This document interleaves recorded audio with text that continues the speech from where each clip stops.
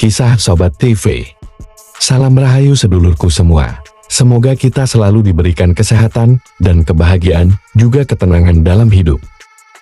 Sebelum mendengarkan cerita ini, alangkah baiknya sedulur kita bantu channel ini dengan memberikan like, komen, dan subscribe. Peradaban di bumi akan mengalami pembaharuan setiap 100 tahun sekali. Ini dijelaskan menurut data-data dan sejarah siklus peradaban yang pasti akan terjadi. Jika ditarik lagi dari sejarahnya selama 1 milenium ke belakang, akan terkuak bahwa terjadinya kejadian 100 tahun ke belakang.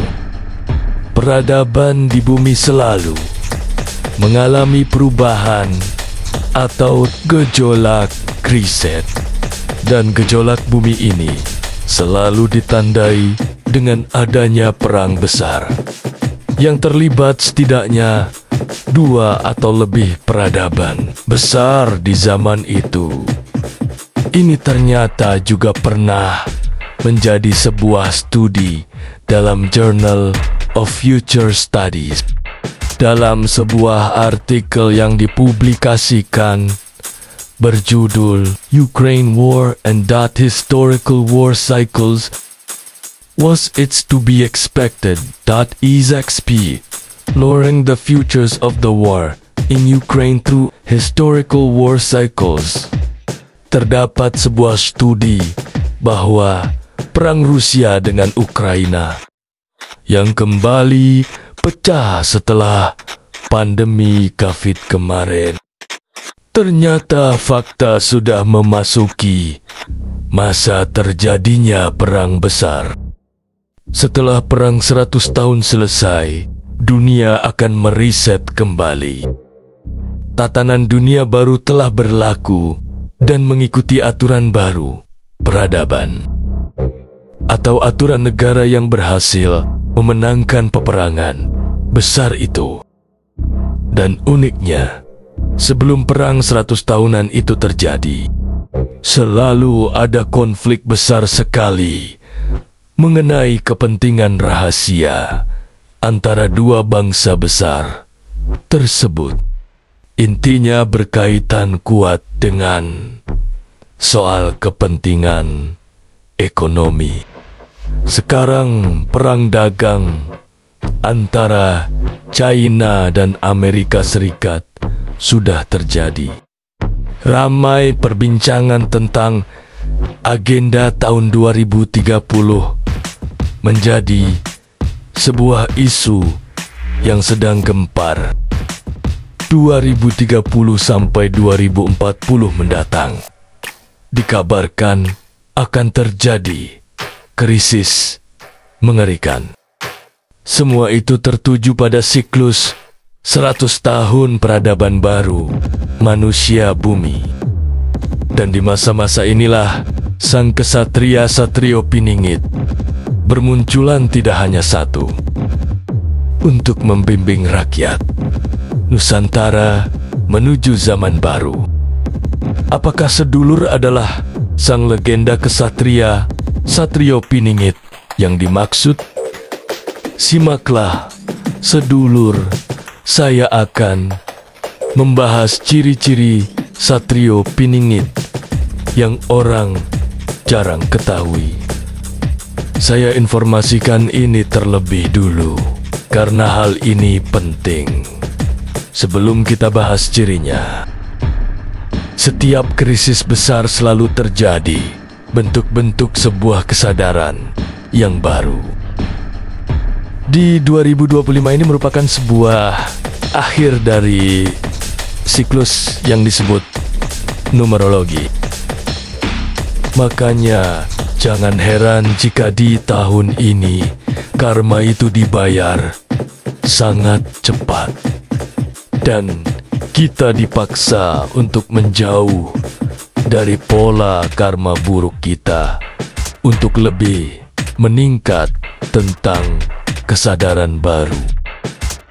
Jika manusia bisa melepaskan pola karma dari perbuatan, buruknya di dunia ini, maka manusia bisa memiliki karma yang lebih baik serta kesadaran lebih tinggi meningkat, bahkan bisa membawa kehidupan ke dalam keberuntungan serta keberlimpahan. Karena tahun ini adalah waktu yang tepat untuk merubah nasib serta menguasai hukum karma dan melepaskan diri dari pola karma buruk. Ketika di barat mengalami riset, itu mempengaruhi peradaban di belahan bumi lainnya. Karena peradaban barat itu merupakan peradaban besar yang ada di bumi.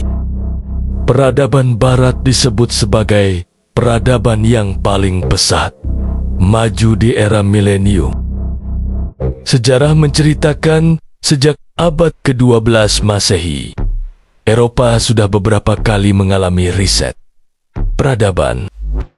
Pada hakikatnya, sifat-sifat yang dimiliki manusia adalah agresif. Manusia selalu ingin menguasai wilayah-wilayah yang dianggap subur dan menguntungkan.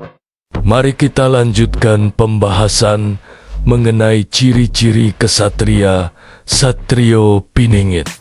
Jika sedulur memiliki tanda seperti ini, sedulur kemungkinan adalah seorang Satrio Piningit yang kehadirannya ditunggu oleh seluruh rakyat Nusantara untuk membawa ke masa kejayaan menjadi mercusuar dunia.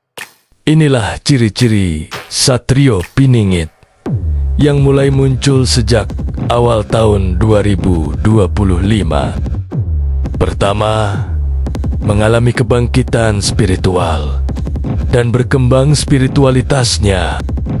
Mereka adalah manusia pilihan dari alam semesta. Jika spiritual telah bangkit, kecerdasan mereka tentang spiritual meningkat. Kedua, dulunya tersembunyi dan dia digembleng dalam diam. Satrio Piningit dulunya biasa saja.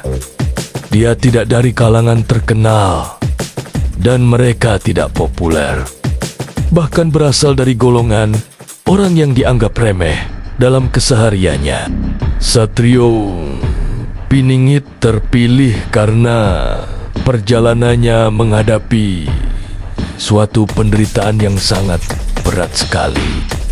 Justru karena penderitaan inilah Satrio Piningit yang berhasil menjalani seleksi alam sekarang terpilih.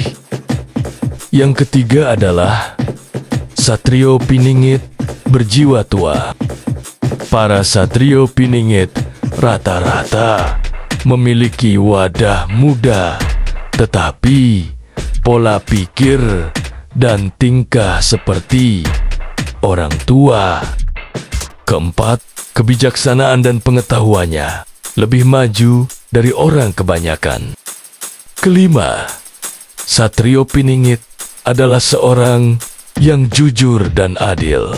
Keenam, Satrio Piningit memiliki rasa empati yang sangat tinggi kepada siapapun. Tidak hanya manusia, bahkan makhluk lainnya. Terima kasih sedulur untuk kalian yang telah menyimak. Apabila ada yang ingin ditambahkan, boleh tulis di kolom komentar.